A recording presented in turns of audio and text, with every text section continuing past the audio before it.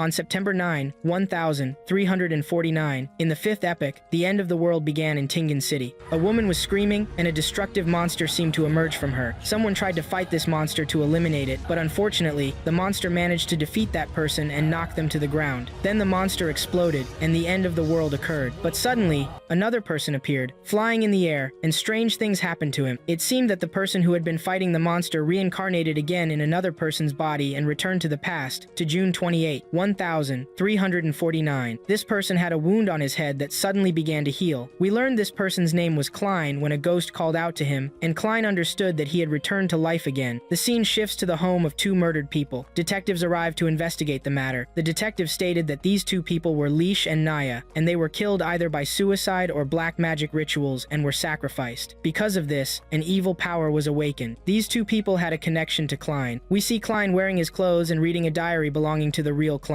It contained information about Klein, who turned out to be an expert in incantations and magic. It also mentioned Leash, who had brought Klein a notebook from the fourth epoch. They had deciphered some of this notebook's codes. Klein started reading everything that had happened, all the strange things, and wondered if what was written in it was true or not. But what caught his attention was that the notes for June 27th were missing. Then a note appeared in the notebook saying that on some date, the world would end and everyone would die, which shocked Klein. But suddenly, Klein dropped everything when he heard the sound of his sister, who had woken up. He tried to hide everything so as not to shock her, but the pistol remained visible on the desk. Klein managed to fix the situation at the last moment, but his sister Melissa noticed that something strange was happening and heard the sound of the pistol Klein was trying to hide. When she asked about the source of the sound, Klein told her it was the clock, and that it had stopped again. His sister looked at him with disdain, went and fixed the clock, gave it to him, and then left, which made him feel stupid. After that, Klein noticed that the wound on his head had completely healed, and he thought he might have gained a healing ability when he reincarnated. He began to wonder if what happened to Klein was suicide or a crime, as Klein's memories were not clear to him yet, but he was sure that many strange things had happened and would happen because of the notebook he had. Then he started remembering that he was always unlucky and mostly a failure, which was why he had used a luck spell before sleeping. But his sister interrupted his thoughts when she brought him breakfast and told him to rest on the bed if he was confused because she noticed he was tired. She asked him to pick up fresh bread and not to leave his breakfast for too long because it would spoil quickly due to the heat. Then she told him she would bring him meat today but would be a little late outside. This meat was a reward because Klein had been diligently looking for a job lately. Klein was touched by his sister's words and said goodbye to her. Then she headed off to her school. Klein thought that his sister probably wouldn't find him when she returned because he decided to leave the house so as not to expose her to danger, but he hoped things would go well. Then he went to get the bread as she asked. The shop owner welcomed Klein and congratulated him on his graduation, saying he was a special person and would soon find an excellent job. Klein noticed someone watching him from outside the shop. Then Klein took the bread, thanked the lady profusely,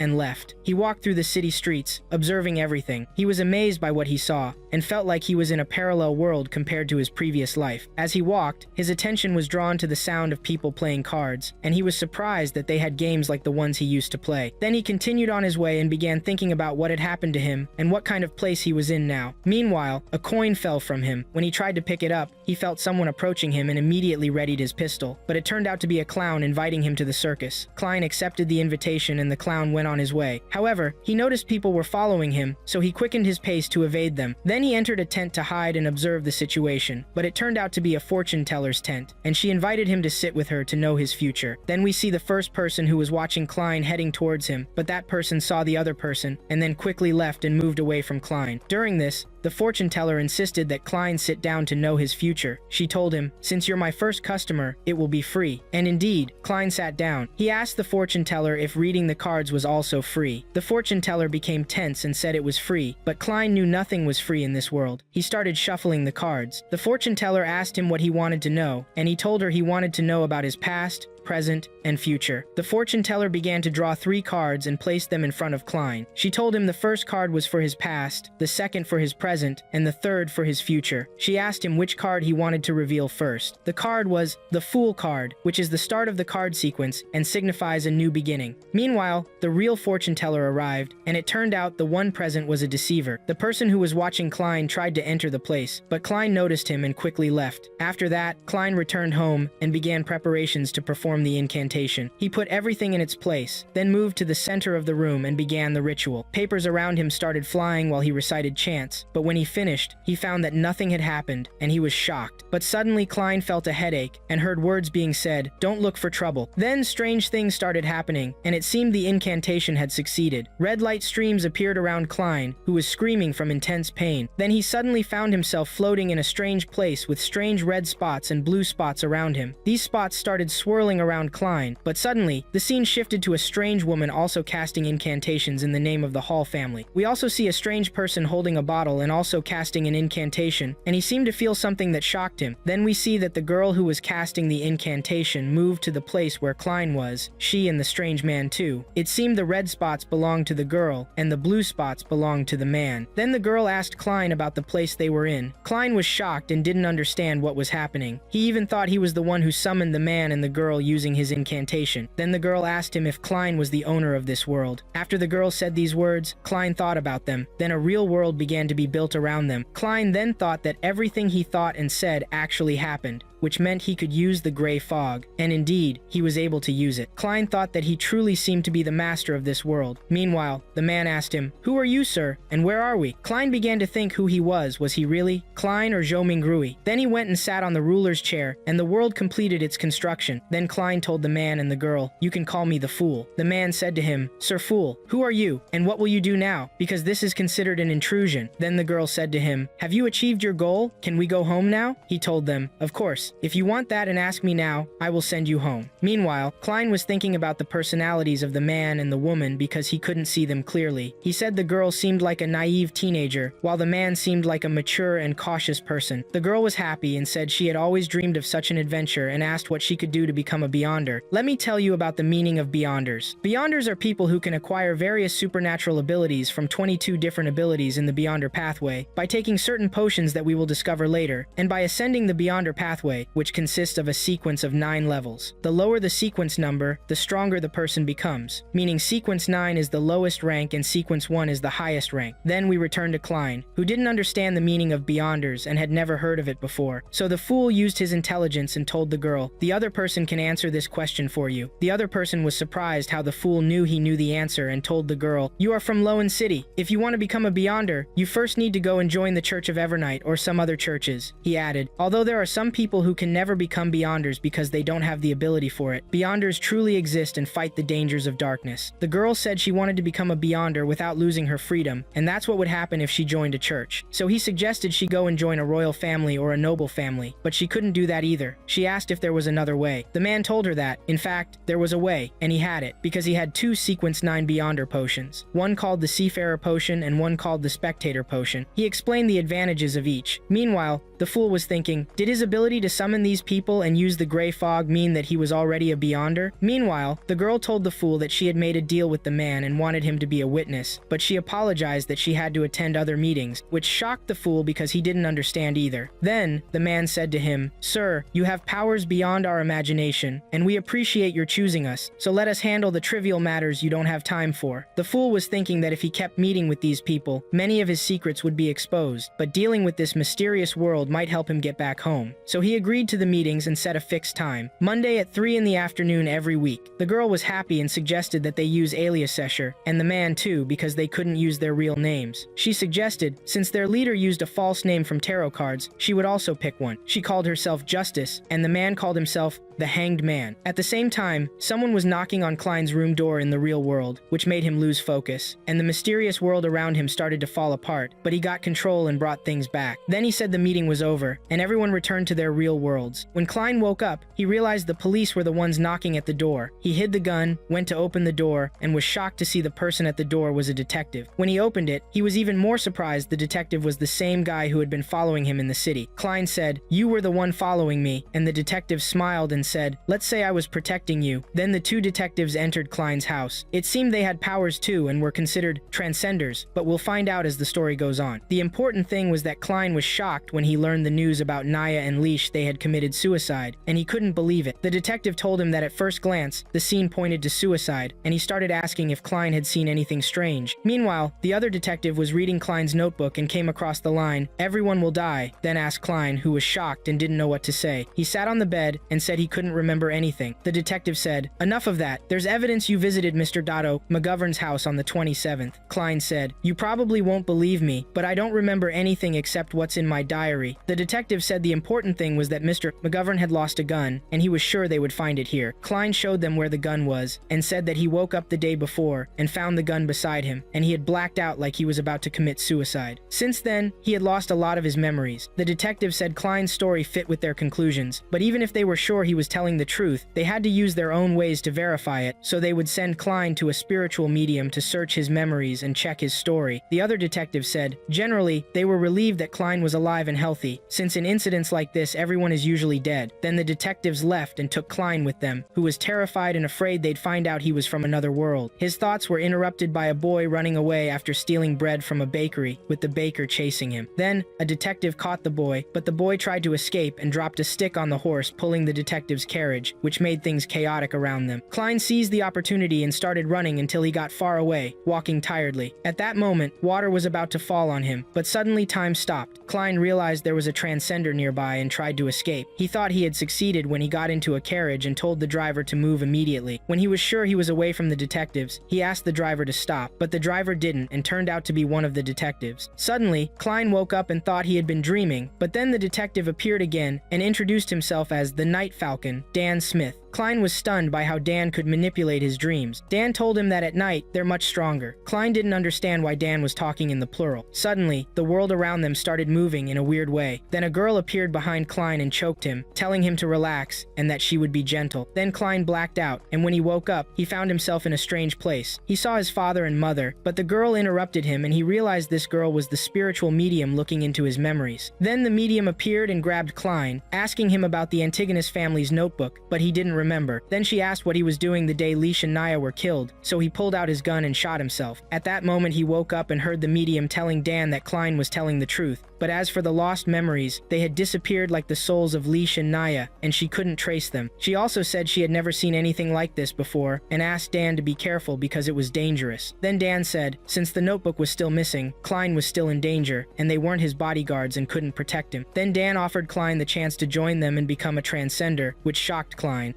The next day, we see Klein walking down the street holding a card for a tavern in the city, remembering Dan's words when he told him, if you want to join us, go to someone called Right at the Hound Tavern. Klein was thinking that if he joined Dan's Nighthawk squad, this would be good cover for him. So he headed to the tavern, and when he arrived, he found the place chaotic and full of betting on animals and fights between men who Klein didn't resemble at all. He was like a baby compared to them. One of these men was about to start a fight with Klein, but Klein avoided the situation. Then he went to talk to Wright, who was angry and asked Klein about who sent him to the place. When Klein told him that Dan sent him, Wright said, follow me. Wright then put Klein in an elevator and sent him to a strange place called Blackthorn Company. Klein then went to the receptionist named Roseanne, who was sleeping at her desk, and when she woke up, she said she knew Klein was coming and ordered him to follow her. We also saw the detective there. Then Klein started going down the stairs with Roseanne, and they met a quiet girl named Royale. Then they continued on their way. While walking, Roseanne was showing Klein around the place, and they saw a strange person named Fry on their way who was conducting experiments on humans, and another person walking alone named Kenley. When they reached the captain's place, Roseanne asked Klein to go alone because she was afraid of the captain even though he was a nice person. Klein did go alone and reached a very huge door. When he entered, he found Dan there, and Dan presented him with the membership document to join the city's 7th unit. But Klein was amazed by their headquarters, so Dan told him this place was just a cover for them and there were many places like it because they were the squad specialized in dealing with supernatural matters. Then he welcomed Klein, who was very happy to join, but Dan warned Klein that he could lose control of himself. So Dan asked Klein to take a candle and follow him. Klein was shocked by these words. Then they entered a place with many graves, and Dan said these graves belonged to Nighthawks who had lost control of themselves, so they commemorate them. Then Klein and Dan started talking about the sequences and their order, and Dan said the church had potions for 4 paths. First, the Sleepless Path, then the Corpse Collector Path, the Mystery Prior Path, and the Seer Path. Klein could choose any of these paths, but he had to think carefully and go to the alchemist, Neil, who would help him make a good decision. Klein thanked the captain and started to leave. Klein was thinking about which path to choose while walking and was very hesitant. Then he reached the alchemist's room, and when he opened the door, he found the place empty. But suddenly there was an explosion, and the alchemist came out. Klein introduced himself, and Neil said he already knew about him and Dan had told him all the details about him. Then he advised him to be careful in choosing the path, and Neil asked Klein to help him organize the place, and Klein started doing this immediately. Neil was talking to Klein about his life, studies, and experience, but Klein was being modest. So Neil told him he could start learning easy things and master them until he could master difficult things and decode ciphers. Then Neil brought out a diary belonging to Emperor Roselle, which shocked Klein because most of these diaries had disappeared. Then Neil opened the diary and said that for 150 years no one had been able to decode these diaries, and legend says that whoever decodes these diaries will gain supernatural power.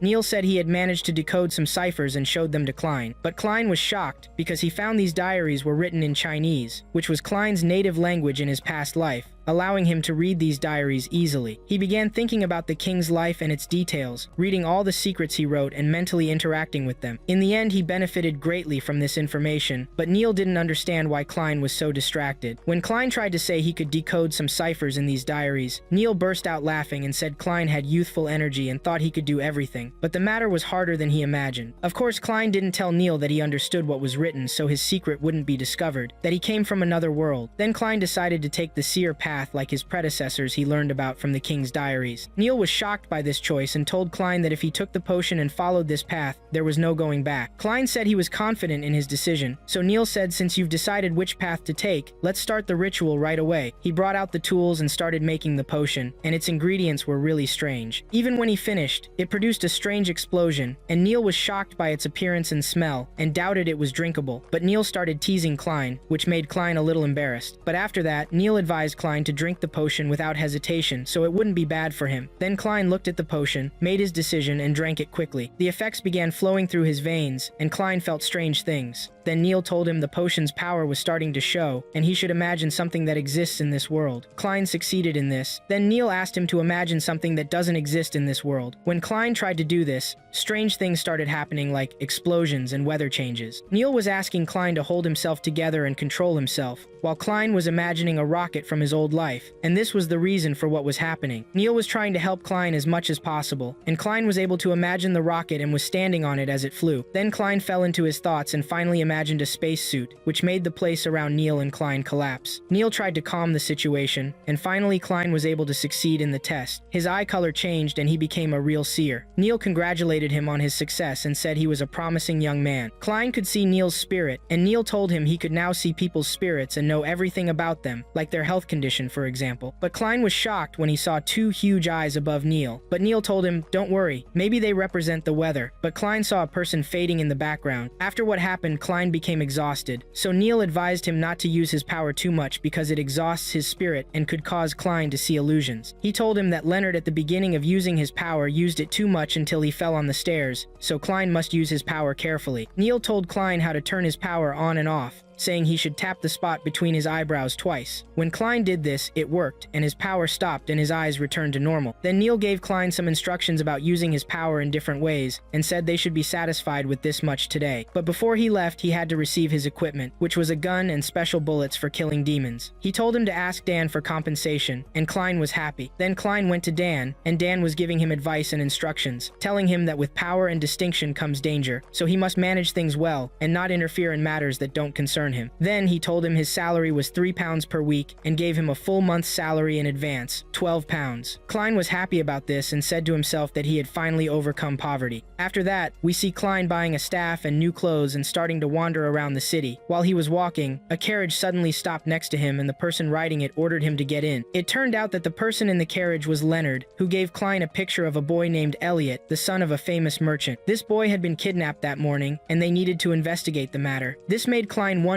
and say that they were only responsible for Beyonders. Leonard told him they were now undercover in a security company, and the child's father was a regular client of this company. Leonard told him not to worry, it would be easy for a seer. Then he gave Klein the child's clothes to track them. Klein indeed began using his power, and Leonard was amazed that Klein had bought a divination staff. When Klein's power activated, the moon appeared in red, and Klein's power began spreading through the divination staff. Klein could see everything the child had done, but the strange thing was that the eyes Klein had seen before were visible. Following Klein Klein through all the paths the child had taken. Then he began directing the carriage to the child's location, left and right, until they reached a strange house on Foreston Street. When they entered the house, it appeared abandoned. They climbed the stairs, and the staff led them to the child's exact location. Then Klein used the power of his eyes and saw the kidnappers and the child. Leonard praised him and said, "Well done, it would end now." But Klein showed fatigue again and was wondering if he was overusing his power. Leonard then went to the room and broke in with his strength. The two kidnappers tried to kill Leonard, but he dodged the shot and killed the first kidnapper in the blink of an eye, then began beating the second kidnapper until he killed him too. Meanwhile, a strange feather appeared and Klein and Leonard felt a dark power. Klein moved away and indeed the two kidnappers transformed into a strange monster. But Leonard was excited and the battle began. Leonard wasn't attacking, and the monster couldn't touch Leonard until the monster decided to flee. But Klein noticed it and began tracking it carefully so they wouldn't be ambushed. The monster appeared next to Klein, who fired while trembling. The monster then flew in the sky and suddenly fell due to Leonard's power. Leonard appeared in his world, restraining the monster with his power, then finished it off completely. Everyone was happy to save the child, but suddenly Klein felt something strange and saw the eyes again. When Leonard asked him what was wrong, he said nothing. After Leonard left, Klein said to himself that the real Klein had visited this place before. After that, they handed the child to his father, and Leonard began investigating, wondering where these kidnappers got the Beyonder potion that turned them into an uncontrollable monster. Leonard was joking with Klein, telling him he was lucky because it was rare for beginners to encounter such a monster. Then Leonard said anyway, "I'm happy to work with you," and extended his hand for a handshake, which made Klein surprised, but he shook his hand. Then Leonard told Klein that there was something that attracted him to him, and Klein said, "Me too." After Klein left, we see Leonard talking to someone in the shadows. Then we see Klein going to his house, and he was very happy because he would tell his sister that he got a job. When he reached the house and tried to open the door, he found that the place had changed, which shocked him. He felt there was a transgressor nearby and tried to flee. Then he saw a door and went to it. When he entered, he found Klein's diary, and his page was flipping quickly until it stopped at the page that said, "Everyone will die, including me." Suddenly the Fool card appeared and changed the place completely. Klein woke up terrified and thought to himself, saying he felt that the house that faced the kidnapping location contained evidence related to the Antigonus family diary. After that, we see someone wandering in the city until he reached the intended address. When he reached the house, the door opened by itself, and it turned out to be Klein's house. It seems this person was Klein's brother named Benson, who couldn't believe they would live in a house like this, which made him emotional and cry. Then they sat at the dining table and Klein was the one preparing the food this time. Klein's sister and brother were surprised by the delicious smell of the food, so much that his sister asked him if this was really the first time Klein had cooked. When Klein's sister tasted the food, she was amazed by it. Then Benson gave Klein a gift, which was a fancy suit, making Klein say this gift was expensive. His sister told him that Benson had been saving money for it for a while. When Klein wore the suit, they were amazed by it because it suited him perfectly. Klein was happy and thanked his sister and brother, then remembered his parents for a moment. His brother told him they were family, and he didn't need to thank them, and they were all happy.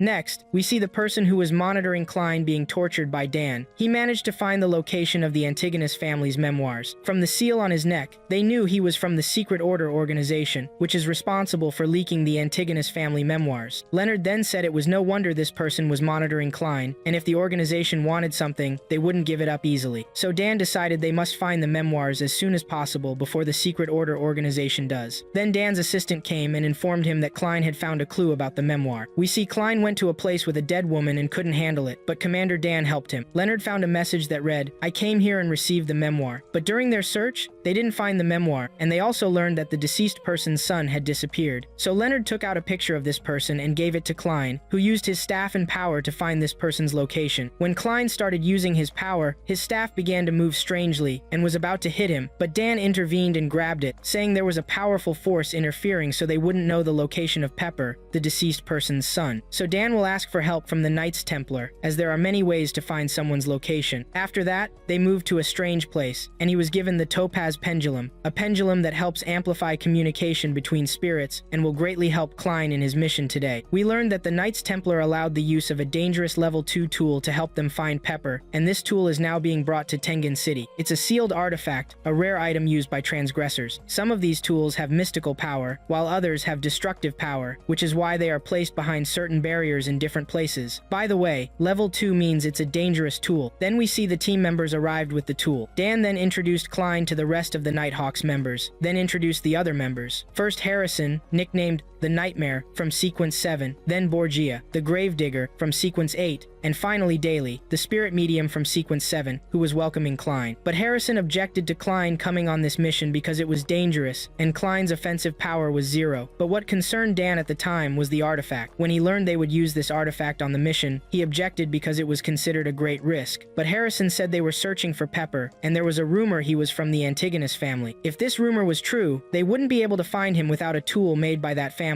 Then Harrison ordered everyone to do as he did to activate the tool without endangering anyone. But Klein felt burned by the way the tool was activated and didn't understand what was happening. When Harrison uncovered the tool, it was in a box and started moving, which shocked Klein. When he opened the box, a small mummy in the shape of a clown came out. Klein said it was a cute doll, but things quickly changed, and the doll's other face appeared and took control of Klein and was about to strangle him if Leonard hadn't intervened. Klein started running from the doll because he was afraid of it. Then Dan told him it seemed to be following him because he got a clue about the Antigonus family memoirs, as this doll reacts to everything related to that family. Then we learned that this doll can control 2 or 3 people close to it, but it will be freed from its control by a strong slap, like Leonard did. Klein was still trying to escape, and the doll was following him, but suddenly the doll got very angry and started raging when it saw Pepper's coat. Then Harrison confirmed that Pepper was from the Antigonus family and asked them to start tracking him immediately. The Nighthawks team was moving around the city performing the special movement of the artifact, and Klein felt embarrassed, but Leonard saved him and told him he could stop now. The team was riding carriages to search. Then we moved to a strange person using black magic to perform a spell, using Pepper and the memoirs, and Pepper was the sacrifice. Then we see a strange person with a clown's face saying he arrived late, and the memoirs were absorbed, but he heard the sound of the Nighthawks' carriages and said it seemed like an opportunity to turn things around. When the Nighthawks team arrived at the place where Pepper was, Klein was skeptical about the doll's ability, but Dan interrupted his thoughts and asked him to do his job. Klein started using the pendulum and said there was something very dangerous in the warehouse. Indeed, the doors opened and red wind came out, covering the place, which terrified the horses. It seemed Pepper had turned into a ferocious beast. The Nighthawks members prepared to eliminate Pepper, who went mad when he saw the artifact. Then we see that Dan asked Klein to take care of himself and not interfere, and the rest of the members began to attack Pepper. They were all united in their attack and surrounded Pepper from all sides, and were about to eliminate Pepper, but unfortunately, an explosion occurred that changed the course of things and made Pepper lose control of himself. Then Dan realized that they were not facing an ordinary beast, but a reanimated corpse. The Nighthawks members continued to attack, and Daly tried to find a weak point for this beast. Dan was surprised by the strength of this beast, and said that all their attacks had become limited due to Pepper's fusion with the memoir. But Daly told him that she had found the beast's weak point, and asked everyone to control the beast for 3 seconds. The rest of the team began to do this, and Dan and the others were performing crazy and very powerful attacks until they managed to subdue the beast. But in a moment, everything turned around when Klein felt something strange. The memoir began to glow red inside Pepper's body, and suddenly a destructive attack exploded, seriously injuring Dan and Leonard. Harrison was trying to recover from the attack, but it turned out that the target was the artifact. Then Harrison began to attack again, and hit the beast with his sword. But this attack was not enough, because the beast countered the attack, and threw Harrison far away. Dan was trying to manage things with his serious injury. At this moment, Klein finally intervened and used a tool to hypnotize the beast and succeeded. Then Daly took the opportunity and carried out the final attack and managed to eliminate the beast completely. After this, Dan was worried about Daly and went to check on her and began giving her treatment. Meanwhile, Klein heard something strange, and when he reached the source of the sound, he found a strange memoir. Then the person with the clown's face appeared and tried to attack Klein, but Dan attacked him, and it turned out that he was using a shadow copy, and this person started to escape. The Nighthawks members' goal was to secure the memoir and the artifact, and they began trying to catch this person, and Klein remembered that he was the same person he had seen at the circus before.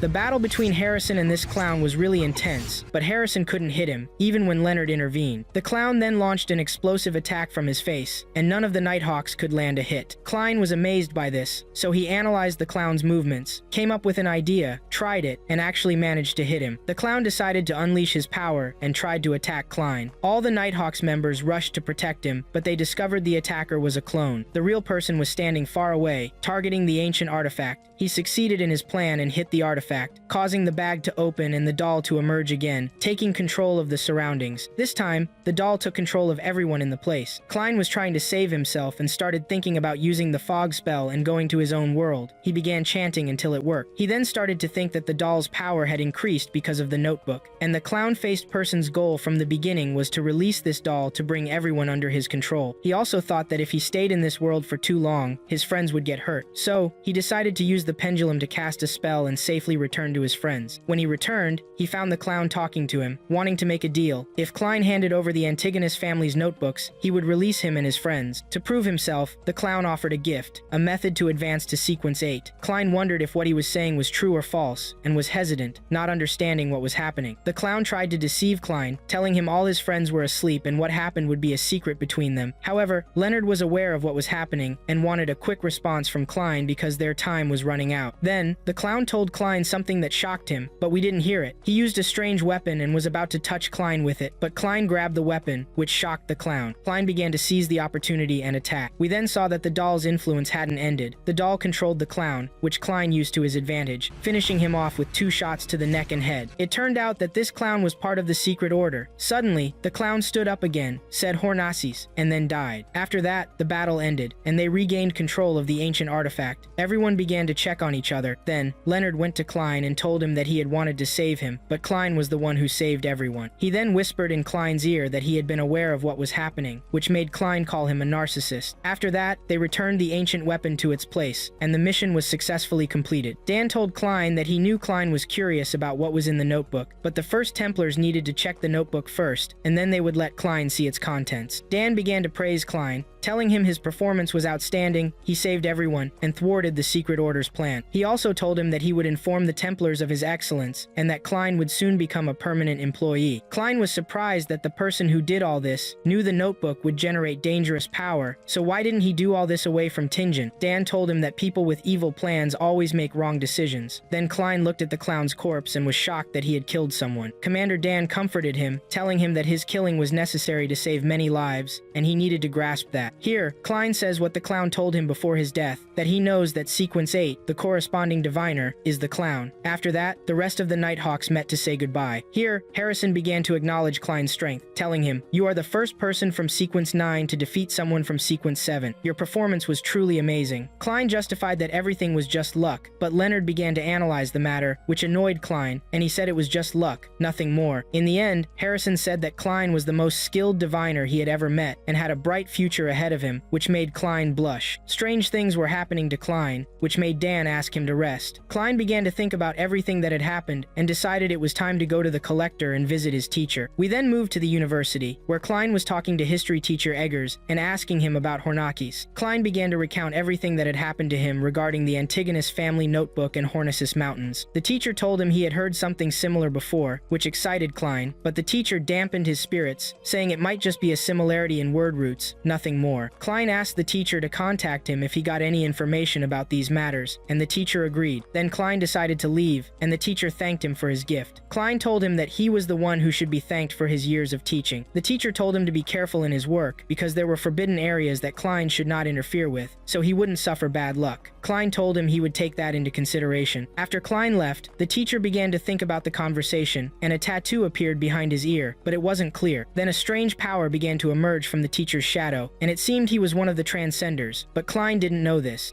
On a dark night, there was a mysterious man torturing his servant for failing to recover and decode the Antigonus family ledger. The servant had disappointed his master from the Aurora group and was on the verge of facing death due to this humiliation. Desperately, the servant pleaded for his life, explaining that the ledger always appeared ordinary due to protective magic, which is why several people had been used as sacrifices to decode it. However, they all perished, and the code fell into the hands of the Nighthawks. Because of this, his master decided to rip out the servant's tongue and was about to end his life. The servant begged that one of the sacrifices, Klein, was still alive and could help the Aurora group with what they needed. The servant was granted one last chance and left alive, returning to work. He knew that failure meant being torn apart before he could say a word. Meanwhile, Klein headed to the Nighthawk headquarters where the old Neil taught him ritual magic to enhance his abilities as a seer. Neil warned that a low-level person like Klein would need outside help to perform the rituals safely and must never seek assistance from darkness lest he be drawn into the abyss. Klein watched as Neil prepared the ritual, wondering if his luck-changing ritual rituals were black magic. Neil established magical boundaries and lit candles with spiritual energy. Beginning to chant the incantations, Klein awaited something epic, but his mouth fell open when the old man requested help to pay off his 30 debt. After confronting Neil about this dull request, Neil laughed and took him outside to showcase the power of magic. They found a wallet on the ground belonging to a wealthy person. Klein suspected Neil's intentions, but Neil assured him that ritual magic had always been pure, and there was nothing suspicious about stealing from a noble. When a carriage arrived with the wallet's owner, Klein thought about how Neil would handle the situation, but Neil returned the wallet to its owner and received a 30-pound reward, shocking Klein once again. Neil started a lecture with Klein about trusting magic, explaining that it could be used for anything as long as no one was harmed. After that, Klein contemplated Emperor Russell's diaries on how to become a good transcendent by ingesting the potion and acting like the chosen transcendent class. His thoughts were interrupted when a girl named Angelica approached with a flyer for the city's fortune-telling club. Klein seized the opportunity, believing she could help him act like a seer. Inside, the seer Glaucus predicted Klein's future, telling him he would not return to his destination anytime soon, but it was possible in the long run. This gave Klein hope. When Glaucus began coughing heavily, Klein tapped his forehead to see his aura and advised him to see a doctor for an examination of his lungs and eyes. Glaucus asked if Klein was a doctor, but Klein revealed he was a seer. During the registration, Angelica mentioned that their best seer, Vincent, had predicted the emergence of a distinguished seer, piquing Klein's curiosity. She told him he was late because Vincent was about to finish his special lecture on vision. The girl led him to Vincent's class, where Klein watched from the entrance, noting that Vincent used white magic and did not seem suspicious. As the class ended, Klein noticed Vincent giving a girl a gift. When the girl ran past Klein, he felt terrible. Ignoring his instincts and assuming he was misperceiving, Klein introduced himself to Vincent, and the two sat down to chat. Vincent read Klein's fortune, astonished by his superior abilities, and offered helpful advice on how he could leverage family and social gatherings to achieve his hopes, which stunned Klein and left him deep in thought. Standing up, Klein thanked Vincent for the information he provided, but he was shocked by the session's cost. However, Vincent made it free this time. After taking a break and returning home, Klein began working on decoding the mysterious advice Vincent had given him and how he could use it to return to his world. He sketched out all possibilities of using the realm of gray mist and its subjects to return home, and also discussed how to start acting like a seer to realize his dreams in reality. Finally, he decided to direct the rituals towards himself and happily laid out his plan to see if it would succeed. Suddenly, he heard a noise at his door, burned the paper he was drafting, and went to see who it was, only to find a turtle doll made by his sister Melissa, telling Klein he had been working hard and it was good to relax now and then, and that the doll was for him to help him do just that. However, Klein inadvertently hurt Melissa when he told her she made a beautiful turtle, only to reveal that the doll was supposed to resemble a human and not a turtle. Klein then realized it was time to head to work, and Melissa told him to relax when he could, and invited him to a friend's birthday party the following Sunday. Klein remembered the words family and gathering that Vincent mentioned, and seized the opportunity to attend the banquet with his sister that weekend. Later, he summoned his realm again and invoked the Hanged Man and the Lady Justice, using his power as a seer to see their truths. Klein congratulated Audrey on her success in becoming a spectator. He then noticed he could see their unique symbols, representing their transcendent class, along with their auras. However, their personal symbols were confusing, double-meaning, and incomplete. He allowed the two to speak freely, and Lady Justice remembered she had 3 questions for them. The first was about the role of the spectator, and the Hanged Man decided to answer how spectators remain spectators forever, never in the spotlight, always in the background watching and calm, advising her to lose control of herself and focus on the meaning of the potion. He then proceeded to explain the key to manifesting the potion. Klein corrected him, pointing out that representation and ingestion were the key, which shocked the Hanged Man as he absorbed this information and thanked Klein for the clarification. The girl then asked what would happen if an animal drank the potion, as she had accidentally allowed her dog to drink some. The Hanged Man replied that if the dog did not die immediately or turn into a monster, it likely transformed into a transcendent animal. Finally, she cried out about her father's problems and the issues in noble households, expressing that the lion government was failing. Klein advised her to hold an open exam for all nobles and commoners to find skilled people to help strengthen and stabilize the state, which surprised them and they began to thank him. After that, he informed them that his free advice was a down payment on what he wanted, and when they asked about their mission, Klein told them he wanted them to gather Russell's secret diaries for him, which shocked the Hanged Man about how Klein knew all this, and he also asked Klein to grant them a spell to improve their luck directed towards him, to which they agreed. Then, Lady Justice wanted to know the spell, and when Klein told them, the Hanged Man was shocked because no one could know that spell. After hearing it, this led them to completely yield to Klein, who decided to treat him with greater respect. Klein finally ended the meeting and returned home. home, thinking that Sunday was his day off so he could deal with any unexpected events. From his window, he saw Benson and Melissa, wondering if he could act like a fortune teller and slowly reveal to his siblings that he had become transcendent. After preparing and several days passed happily and peacefully, Sunday finally arrived, and the Mortys were dressed elegantly, heading to Melissa's friend's party. Upon their arrival, Klein learned that the name of his friend's sister was Selena, the girl he had seen in Vincent's class earlier, but she did not recognize him to the extent that she called him handsome, along with her sister Elizabeth, who also worked at Vincent's headquarters. Suddenly, he heard the sound of Elger in his head performing the rituals assigned to him, but he ignored it and entered the party, which was full of life as Klein adapted to the atmosphere. When he went to grab some food, Elizabeth appeared and told him not to worry because Selena didn't know his identity as a seer yet. After that, his sister showed up, making him tense and expressing a wish that he would find a wife and brother. However, Elizabeth was still only 16, which shocked him with her thoughts. The girls gathered in some room, and Selena held the magic wand Vincent had given her, telling her friends that Vincent had designed it specifically so she could perform mirror magic. The girls watched as she chanted a spell and activated the magic mirror. At that very moment, Klein felt a dangerous aura emanating from the upstairs room, and on the other side, Vincent appeared, exuding an evil aura, saying, "It's time, Klein Morty. It's time for the sacrifice." Klein began to run. When he used his pendulum, he sensed a terrible danger lurking nearby. When he arrived, he saw the three girls using the magic mirror to see when they would marry some handsome young men. And suddenly a wild girl appeared in the mirror, shocking Klein and making him realize the situation was dangerous, and he wouldn't be able to contact his team in time.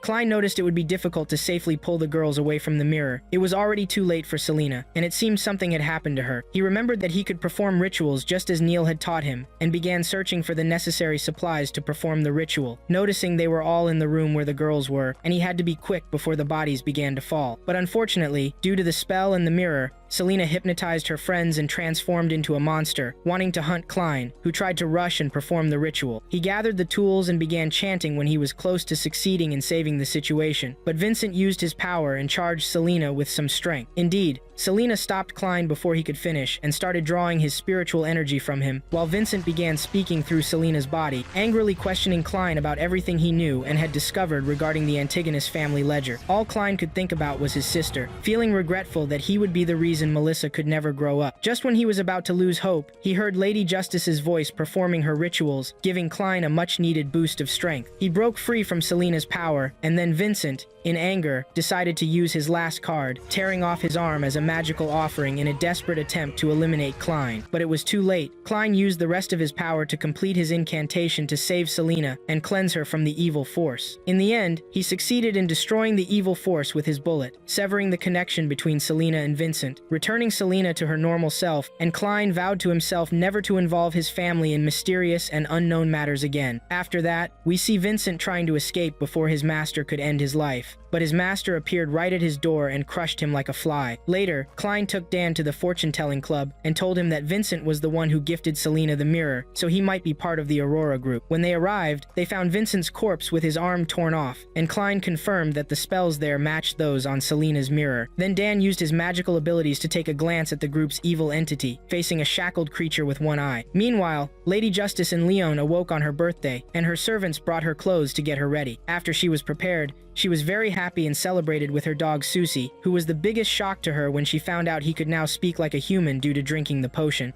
The events take us to the stage of Zootaland, where there is a loud party and everyone is enjoying themselves. Then Klein appears, seeming to have come to check on something at this gathering related to the group they are investigating. He hasn't really come to the party itself since he didn't even pay attention when people started applauding for the singer, from whom the main character of the event, a person named Trez, emerged. Everyone began to cheer for this person named Trez, and then the leader Dan appeared. Klein asked him about Dolly, and it turned out she had gone to accompany the journals of the Antigonus family under orders from the headquarters to transfer them to the city of Pacoland. Dan seems to not have fully recovered from the effects of his injuries in the last battle, and was saying he was lucky because, after everything that happened, he didn't get infected during that battle. Then Klein began to talk about the person this organization glorifies, and it turned out that this entity is an evil force similar to that of the Twilight. Klein was saddened and wished that Winston hadn't died in the dream, as they would then have known more information, and it would have made things easier. Meanwhile, Trez was greeting the crowd before the curtain fell, transitioning to the events about the tragedy of the Alpha when a girl approached Klein since he had started working as a spiritual specialist. She asked about her fiancé, who was on the Alpha ship. Klain then used his power and found out that the ship had sunk, but her fiancé managed to survive by a hair's breadth. Dan had indeed been informed about this matter, but he needed more information to continue the investigation. Then we see Trez as he greets the fans, and the girl who was with Klain came along with her fiancé. It turned out that Trez played a role in saving the man. However, he wasn't happy when he saw that the Nighthawks were watching him. After this, the girl introduced her fiancé to Klain because he was the one who told her fiancé would come back alive. Her fiancé greeted Klain, and then Klain asked if there was anything bothering him during this period. They then moved to Klain's room, where Klain used the pendulum's power on the man named Miller. Miller began to explain that since he survived, he has been having the same nightmare every night, and this nightmare seems very real, to the point where Miller feels terrified of it and tries not to sleep so he wouldn't see this nightmare. Klain tried to calm Miller down and decided to see the nightmare for himself. Indeed, Klain arrived at the ship where Miller was and saw a person throwing a child into the sea, then tried to jump after him, but Miller saved him. In reality, Miller didn't want to save this rebellious man, but wanted to know what happened on the ship to understand why everyone was so violent and committing these crimes. Klain then explained to him that he now understood why this nightmare keeps repeating. Perhaps this nightmare wants you to discover the truth, and it seems you noticed something but didn't see it. Then Klain noticed someone standing at the top of the ship watching what was happening, and it turned out to be Trez, who was responsible for everything. Suddenly, Klain found himself in a strange place and started hearing the word Hornesis again, and a strange eye appeared. Then he saw a chair that seemed to belong to either a king or an emperor. He woke up frustrated because this word, Hornosis, is haunting him, and he started to wonder if it belonged to any entity or had anything to do with his transition to this world. Then Dan arrived, and Klain told him that the person responsible for the ship's tragedy was Trez. Dan was shocked, but he knew Klain was telling the truth, though this wouldn't be enough to catch Trez because he was now considered a hero for saving some people from the ship. They needed to investigate and gather concrete evidence, so Dan would take necessary actions. Then we see Trez sleeping, and a person came to him. Trez revealed his weapon, but it seemed to be a woman who knew him well. She started saying it must be enjoyable to be responsible for this tragedy, while survivors and their families give you gifts. He replied, indeed, getting their loved ones to kill each other on the ship was an enjoyable task, and he thought he had completed his preparations for presenting the task. She told him yes, but there's another mission you need to accomplish in the city of Tengen, because the person you were working with has drawn the attention of the Nighthawks toward him, and you have to finish it yourself. Here's an advance for the mission, and she handed him a recipe for the Sequence 7 potion, titled The Witch. Then we moved to Klain, who was with Mr. Neil, looking for talismans to give to Klain for his brothers. Neil led them to a liquor store, which surprised Klain, so Neil told him to trust him. They then reached a place with a strange wall, and Neil knocked on it in a certain way, opening the wall unusually. A lift appeared, and they took it down to a place called the Lower Tengen Market. Klain was amazed by this market, and Neil explained to him that they could get products for all kinds of people here, such as wizards, the transcended, and the punished. Klain then felt something strange and looked to find a peculiar-looking person, noticing that this person had a high spiritual awareness. This man approached Klain and said he could smell the musk on him. Then strange things started happening to the guy, and he fell to the ground. Neil explained that this man was born this way and was nicknamed the Beast, and that Klain shouldn't worry about him. They continued on their way until they reached their destination related to the talismans. Klain then used his power and saw that the talismans were very weak. He informed Neil that they weren't transcended, which is why they couldn't create real talismans. Neil suggested that Klain buy some of these incomplete talismans and improve them his way. However, Klain was sad because the talismans were incomplete and expensive. Neil tried to ease his frustration. Then Klain noticed a strange stone and was told by the seller that it was the blade of Emperor Rosil, which carries mystical power and would help him avoid disasters. But Klain was not convinced and was about to buy the talismans when he saw Trez and decided to chase him. During the chase, Klain noticed someone else was following him. Neil explained that it was an informant working for the punished. When Trez noticed this, he tried to escape, and the informant started shooting. There was someone on the verge of death, but Klain saved him during the chase. Trez was very quick, but he couldn't dodge everything and was shot in the arm, but he continued to run regardless. Then we see Klain and Neil going up to the surface to try to catch up with Trez, but they encountered Captain Dan, who was accompanied by 2 informants killed by Trez before he fled. Dan asked Klain to come with him because they needed him to search for Trez. They got into the carriage, and Klain asked if they found any evidence confirming Trez's crime. Dan told him that the punished had found something, which is Trez's connection to some murder cases in nearby towns, and they have information that he is a transcended with the title of Instigator from Sequence 8, which is the path to killing. At that moment, while Klain was using his powers, he understood what was happening because the instigators stir the evil desires in humans to provoke conflict. Klain finally reached Trez and began directing them. Dan then told him that the instigators belong to devil sects, and it seems that Trez has other goals in Tengen. Klein was astonished by Dan's words, and Dan informed him that the devil sect is a group that offers loyalty to eternal demons, and most of the sect are women. Indeed, they reached the place where Trez was, and Dan noticed some blood at the entrance and told Klein to stay put and not enter with them.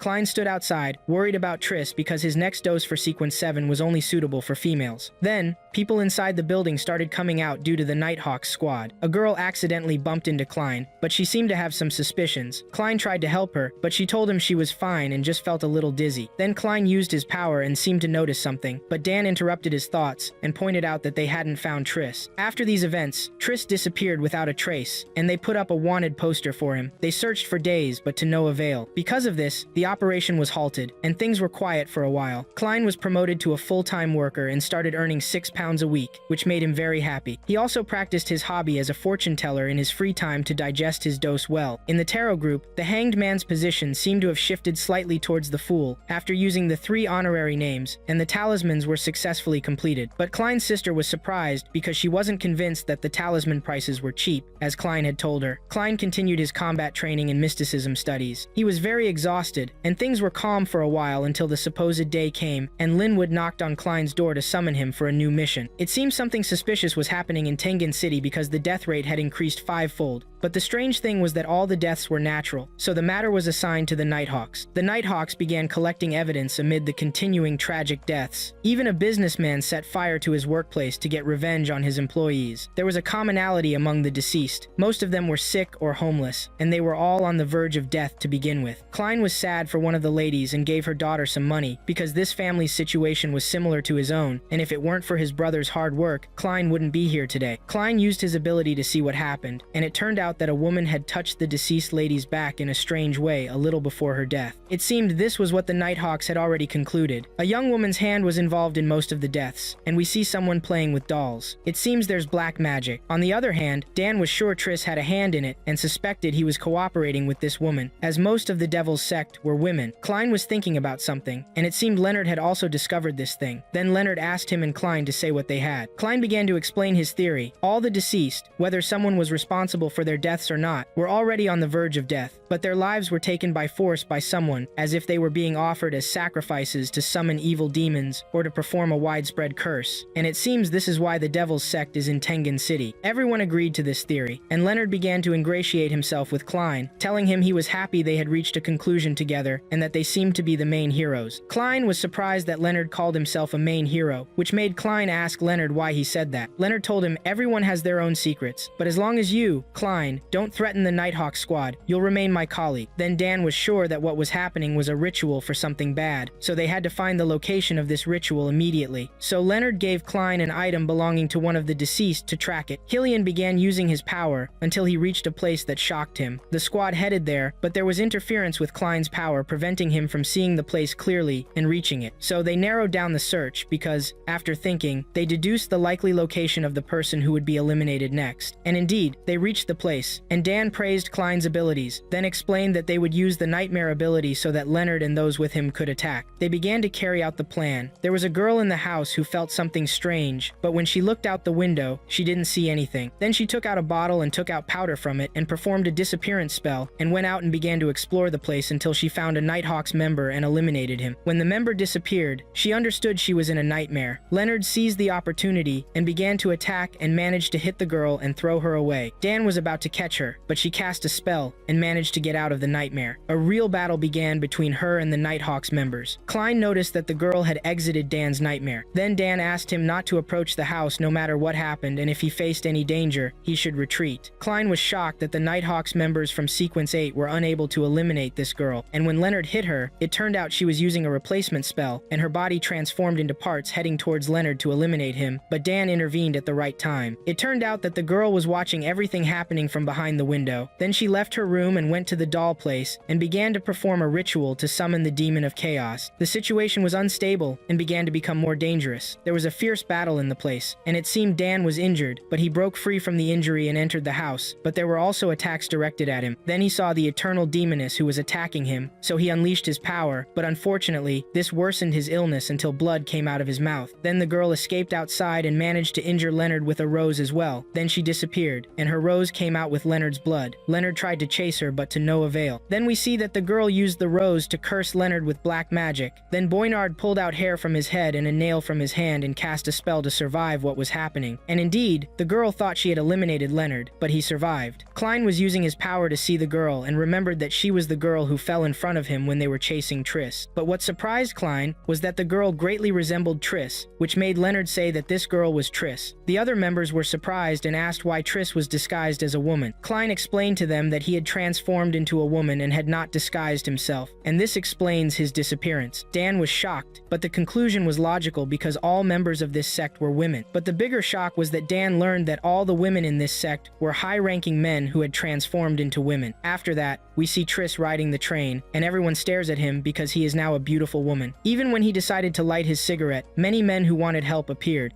We see someone drawing a painting on the wall with their blood, and as soon as they start drawing, something begins to happen, and this person transforms into a strange creature. Then, Klein, Dan, and Frey go to Lamad Castle because Elizabeth visited Klein a while ago and told him she's been having nightmares since returning from the city of Lamad. In her dreams, Klein saw a huge castle and also a ghost in the form of a knight. That's why he came with his companions to investigate the matter. Frey looks at the castle and tells everyone there's a ghostly shadow over it, and to deal with that shadow, they brought a third-grade sealed relic called the Sacred Silent Sun Emblem, which can destroy any spiritual being within a 15-meter radius in 1 minute, and it also drives trespassers mad if anyone stands within its range for 6 hours. At this time, they only have 28 hours left, so they must hurry. Then they begin investigating the castle. As soon as they enter the castle, Klein uses his power, and black smoke appears in front of them. Then a sword emerges from the smoke and attacks them, but they dodge it, and the sword flies back to the night ghost. Klein then uses a lamentation spell to calm the ghost, but it quickly breaks free from the trap and starts attacking everyone. That's why Dan asks Frey to find its weakness. The knight then attacks Dan, knocking him away, and the sealed relic falls from him. Then Frey finds the ghost's weakness, the gauntlet on its hand, but they couldn't attack its weakness. Because of this, Klein starts moving towards the sealed relic to pick it up, but the knight comes and attacks Klein. Klein then realizes he feels no pain because this is just a dream. The knight then attacks Dan, and Dan uses the sealed relic, the mutated sacred sun shroud, on the knight, which completely destroys it, leaving nothing but its gauntlet, which Dan acquired. Frey then feels something is wrong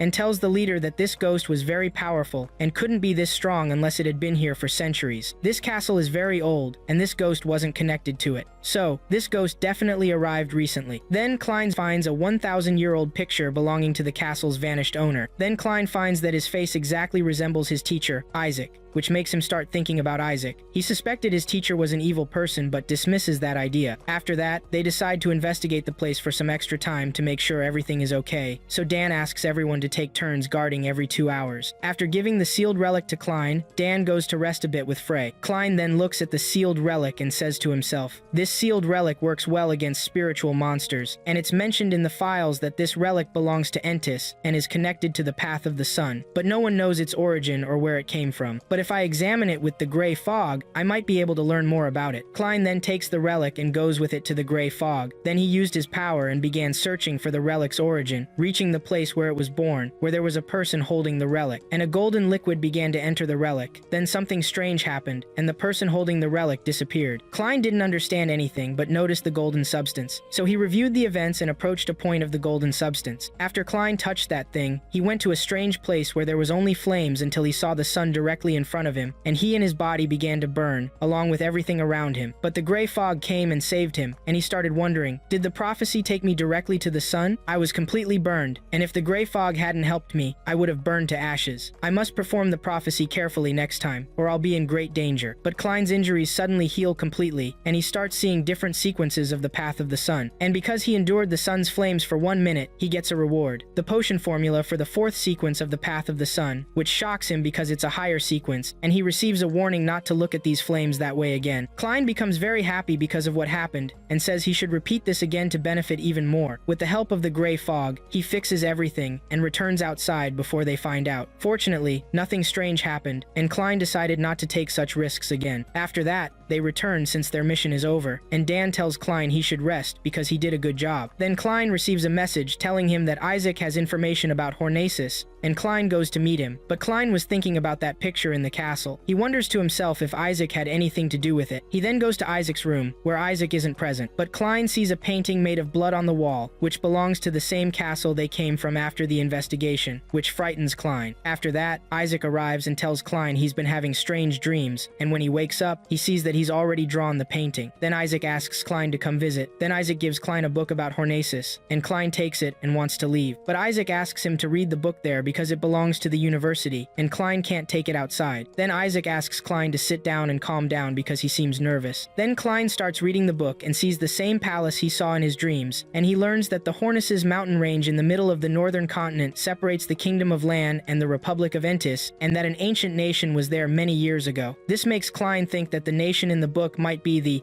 Nation of Eternal Night mentioned in the Antigonus family ledger. Klein then starts reading about the people of that nation, who believe that death is not the end, and that they protect those who die from darkness. That's why they keep the dead person. Then Isaac tells Klein that he also reached this part, and was also surprised because there are no graves or bodies of people, as if they never existed, and this ancient civilization worshipped a mysterious entity they called the Ruler of Eternal Night. When Klein hears about the Eternal Night, he starts believing that the Nation of Eternal Night might be somehow connected to their own Church of Eternal Night. Then Isaac asks why Klein hasn't drunk his coffee, so Klein drinks it, but it's bitter, so he puts in more than one sugar cube, which makes Isaac tell him he always used to take only one cube. Klein tells him his taste has changed, but Isaac seems to suspect Klein, because he told him he'd been studying a new field recently, and because of this, he could see fluctuations in Klein's life lately, and he told him that because of this, Klein might be in danger, but he couldn't learn much about it. Then Isaac said, "I'm absolutely sure of one thing. Your destiny points to me. You entered this castle because you were afraid when you saw it, and then you were afraid after seeing me too. This means you know some secret about me." Klein was astonished, but Isaac told him, "Don't be afraid. I just want to know something about my past."